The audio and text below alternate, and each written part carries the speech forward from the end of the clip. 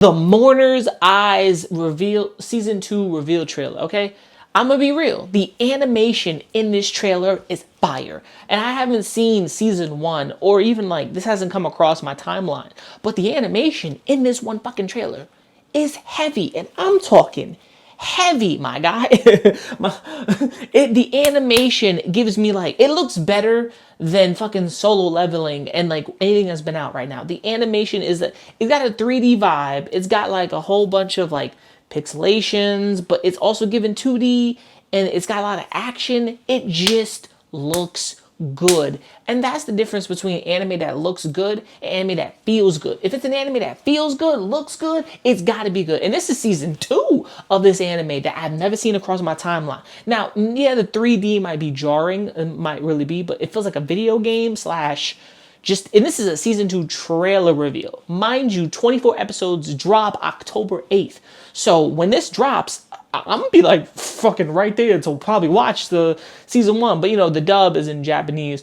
So hopefully whatever happens, I'm just like 24 episodes of season 2. This shit looks heavy. But let me know what you think. Have you watched the season 1? What do you think of the season 2 trailer? If you want to watch the full thing without my commentary, in the description below. Moving on. The Haunted Hotel. And honestly, I like animation coming out of Netflix that really kind of features around mysteriousness, haunted stuff. Also bring back that freaking, like, what was it called? I forgot the name of it. But that, like, that Illuminati fucking show. Bring that show back. This is interesting because, one, it's haunted. It's got a fucking father who's dead and trapped as a ghost.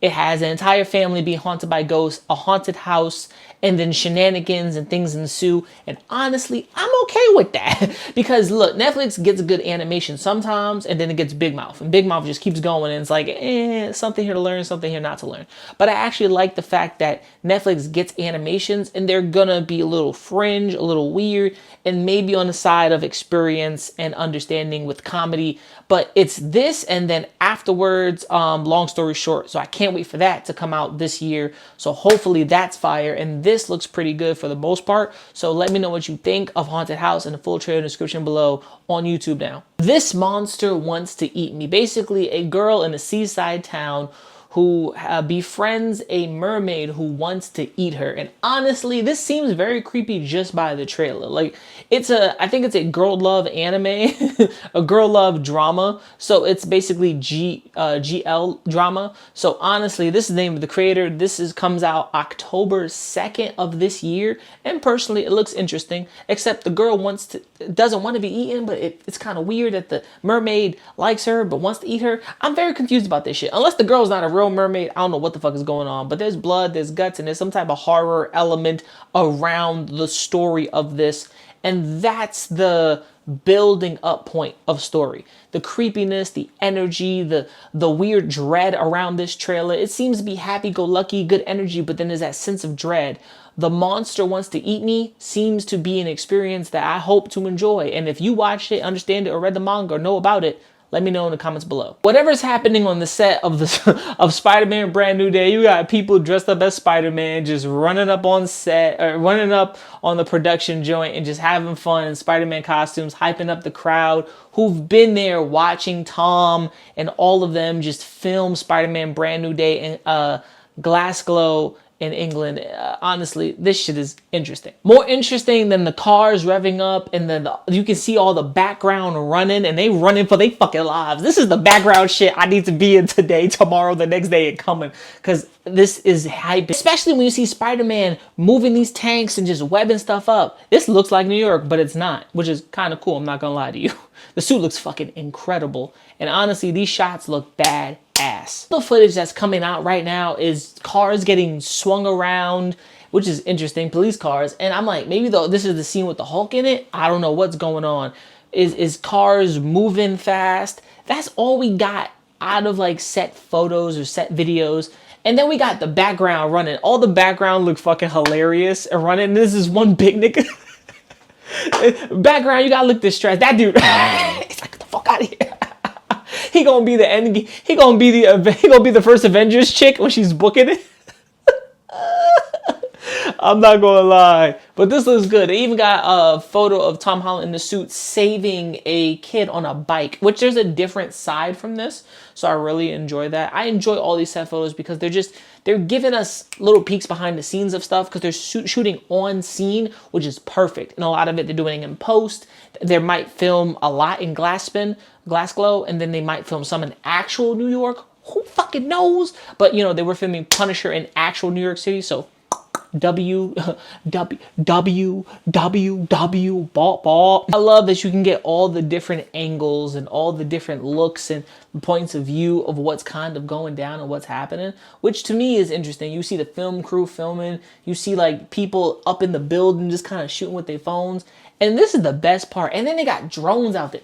Bro, you have scenes like this that just have so much fucking aura. The suit looks good, the lighting looks good, this shit looks fire.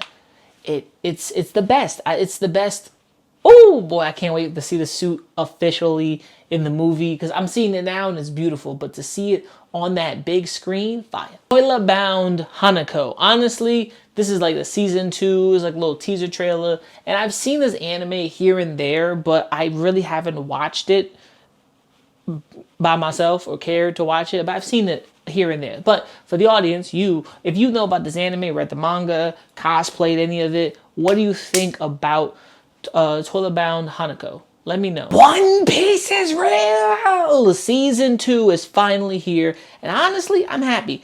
I'm dropping a trailer teaser reaction right after this because I forgot to edit it the fuck up. So I'm glad the cast is back. I'm glad we get Broggy. Dude is big as shit. We get Giants. We get this. We get Robin. We get obviously Zoro looking badass. We get Smoker. Fucking Smoker looks so good. That jump was weird. This looks good 50-50. I can't really tell. Most of it is just, some of it looks eh. We get Vivi, which people had a problem with because she's obviously brown, not black. And it just looks good for the most part. We get fight scenes. We get stuff that we're gonna get and we're gonna love. But then the biggest part is I love that Grand Adventure because that was a actual video game name title. The Gum Gum Whip. The graphics look good. Everything about this looks good.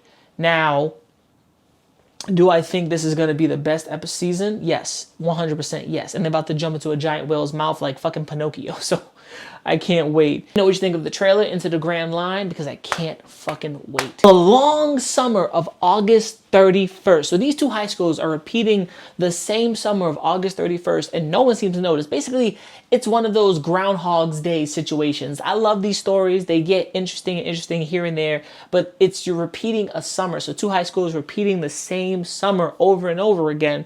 Now, will their romance be able to stop the loop? Can they find a way to stop the loop? And this is a volume cover, basically a manga for chapter 9 of a said manga. So let me know what you think, if you read it or reading it, and are you ready for this? And this just looks awesome. I want this to be animated because this cover looks fire. And there's skating. Yo, once I saw this vibe, it was giving me Air Gear or some type of like skating vibes, just enjoyable summer stuff. I can't skate. It'll probably take a while to learn. I'm like 32, so bust my ass. But it looks fun as hell. And this cover just looks magnificent. It looks like it's a photo that's taken, that's kind of generated differently and highlighted or drawn on, and then added 2 characters in front of it, which to me, beautiful. But let me know what you think of this cover.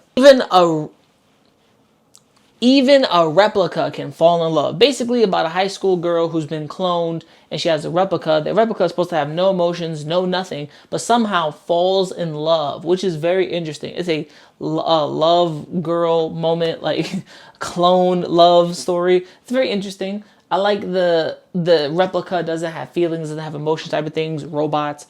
Beautiful type of stories that can really interconnect.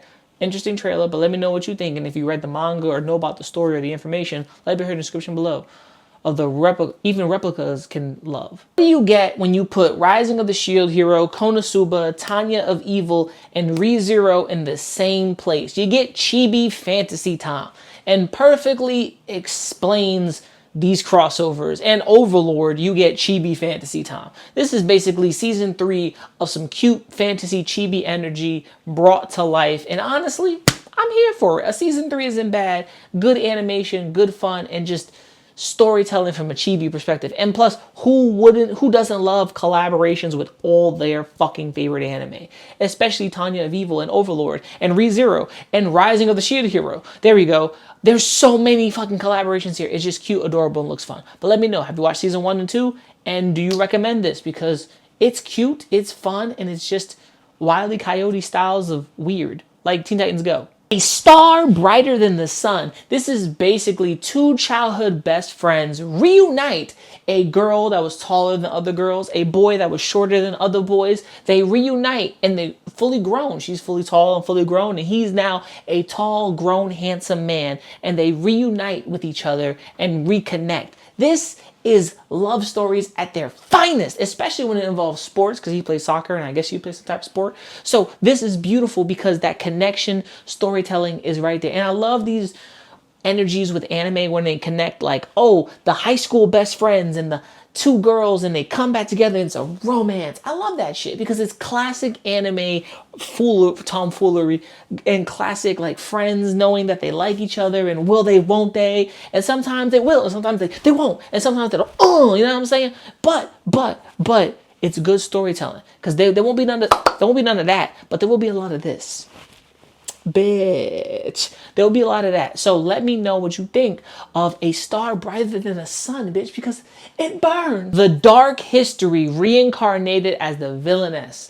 So honestly, this girl gets hit by a fucking truck-kun, kills her, and then for some reason she ends up in her own fanfic, not as the heroine, as the villain, the villainess. And now basically wild hijinks ensue as she's the villainess trying to save things and make things right. And personally, I like that. But when you're thrust into your own fanfic, this shit gets crazy. So there's fighting, there's demons, there's a whole bunch of shit that's going down. And personally, I feel sorry for Boo Boo. But that's what happens when you get hit by truck-kun and reincarnated as your own fantasy character, except the other side is the villain. But let me know what you think of the dark history of reincarnation as the villainess. Damn. This comes out October 8th of this year. Forgot to mention that. Bed and Breakfast for Spirits. Basically a college girl that ends up owing a debt to an ogre, and she ends up running a bed and breakfast for mythological spirits. And somehow, yeah, she's gonna be a bride to this guy. So listen, this is what I know about debts, right? If you owe them niggas, you better pay what you owe, because they're gonna be inside your ass. I'm letting you know that, because 9 times out of 10, if you owe some debts, you know what I'm saying? Even the spirits is going to yank your ass out of existence so you can pay that shit. So just imagine him taking her to be his bride and then realizing now she's running a bed and breakfast for mystical creatures and she has to run this bed and breakfast just to repay her debts or become the man's bride. And personally, you know, I'm going to take the latter. I'm going to make food and not become no one's bitch. But let me know what you think of this bed and breakfast for spirits, because it's interesting. I like the premise. Comes out October of this year, but it has no official like release date, so stay tuned for that. Keeper of the Camphor Tree. Basically, the animation looks stunning. This is an anime movie that comes out January 30th of next year, 2026. But this animation is a 30 second little trailer. It's interesting. The animation looks nice, bright, and interesting. I love when anime movies go out of their way to show something, and it seems so profound and beautiful. Just off the top. Thank you once again. Welcome to the channel. Check out all the trailers, all the awesome stuff. And I appreciate y'all. Let's get it. Let's get it go. It's been a good time. And you look, if you liked everything that you've watched in this video so far, make sure you like, subscribe, hit the bell, comment, notify. So peace and enjoy everything nerdy. And don't get mad because the real world sucks. This is where it's at. Dubbed out. Peace. Shit. Getting on drum. You little niggas gonna stop acting like my shit ain't the grill. Some of you niggas get your front teeth for grills. And I ain't talking about the contract. I ain't loving these fake hoes. Room smelling like 8 switches. Room service like 2K. NBA, I'm ballin', nigga. All the niggas falling like autumn, nigga. Talking shit, I saw them niggas. Now they daughter want a picture. Rough, ain't it? Fuck famous. Niggas too real, got the most haters. Wrote a story so Stephen Curry. How it feel to be golden?